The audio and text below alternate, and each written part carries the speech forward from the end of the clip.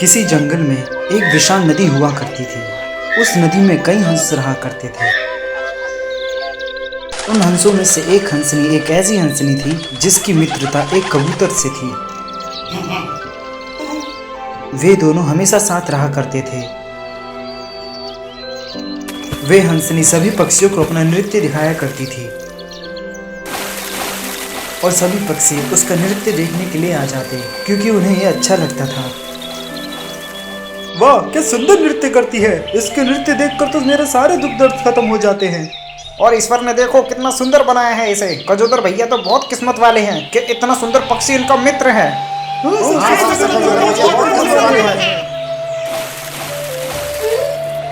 ऐसा बिल्कुल नहीं है। तुम सब भी मेरे मित्र हो, मेरे इतने योग्य हो जितना कि गजोदर। हम एक दूसरे से जुड़े हुए हैं। हम सब एक परिवार है। हमें एक साथ रहना चाहिए। हाँ, बिल्कुल सही कहा। हम एक परिवार हैं। हमें किसी के प्रति हीन भावना नहीं रखनी चाहिए।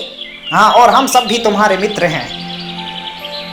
हाँ, और एक बात हमेशा ध्यान रखना कि तुम सब भी मेरे मित्र हो। लेकिन कबूतर को हंस की ये बात पसंद नहीं आई क्योंकि वो खुद पर हंस का मित्र होने पर घमंड करता था।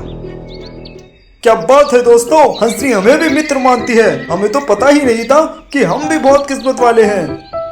हाँ, और उस गजोदर का घमंड भी चूर चूर हो गया। बहुत घमंड करता था। एक और बात, हम सब एक परिवार हैं। हम सब एक दूसरे से जुड़े हुए हैं। लेकिन गजोदर इन सब चीजों को नहीं मानता। वो तो बस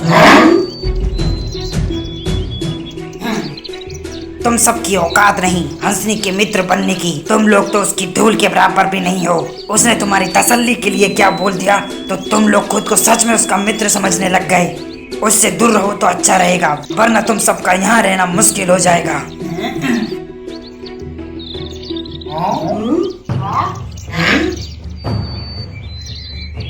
जंगल के आसपास एक शिकारी भी रहा करता था जो पूरे जंगल में बदनाम था।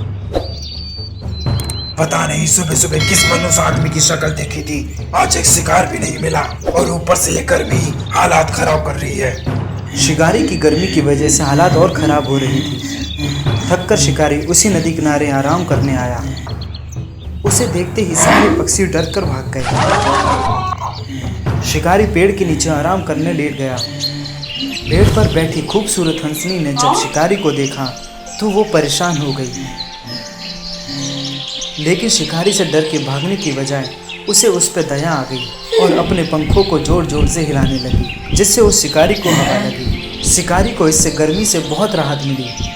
जब शिकारी सो चुका था तभी हंसनी का मित्र गजोधर आया। मेरे प्यारे मित्र, कितना नेक दिल है तुम्हारा। तुम उस शिकारी को हवा दे रहे हो जो हमारा शिकार करके मार डालता है। लेकिन तुम मेरे मित्र हो, तुम्हें किसी और पे हमदर्दी दिखाने की जरूरत नहीं। मित्र ये शिकारी का खानदानी पेशा है। जीवों का शिकार करना इसका कर्तव्य है और किसी की मदद करना ये मेरा कर्तव्य है। ये तुम गलत कर रहे हो। ऐसा मत करो। भूल गए तुम मेरे मित्र हो। मेरे अलावा तुम किसी को कैसे हमदर्दी दिखा सकते हो। इस हालत में मित्र को मित्र के काम नहीं आना चाहिए बल्कि सबका मित्र बनना चाहिए। कबूतर को उसकी यह बात सुन के बहुत गुस्सा आया। उसने हंसनी से बदला लेने की ठान ली। तभी उसके दिमाग में बहुत गंदी योजना आई। कबूतर शिकारी के ऊपर उड़ा और उसके मुंह पर मल यानी पॉटी कर दी।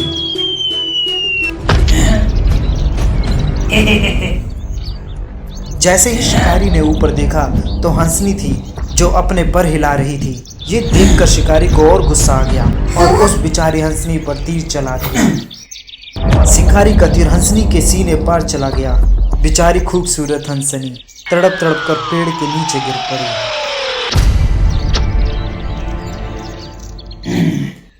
हंसनी की कोई गलती नहीं थी, गलती तो कबूतर की थी। फिर भी उसे अपनी जान गंवानी पड़ी।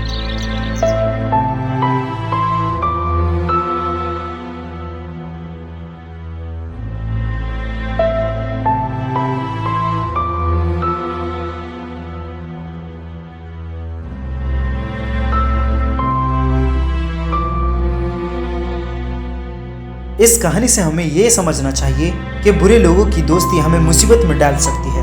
हमें बुरे दोस्तों से बचना चाहिए या उन्हें समझाना चाहिए ताकि वो बुराई के रास्ते पे जाने से बच सके और दूसरों का भला हो।